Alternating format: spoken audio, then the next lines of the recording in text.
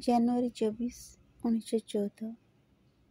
हे मोर सत्तार एकमात्र सद्वस्तु, प्रेमर परम प्रभु, जीवनर परित्राता, प्रति मुहूर्तरे प्रति वस्तु भितरे तोर बोध छड़ा जेपरी मोर आउ कौनसी बोध न रहे।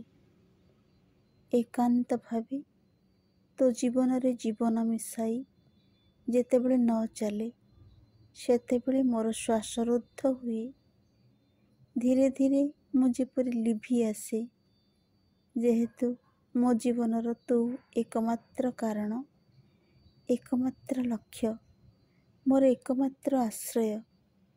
मु जेपरी एक भीरू पक्षी शावक वर्तमान भी निजर डेणा उपरे मोर पूर्ण निर्भरता नहीं। उड़ीबा पाई भय हुए।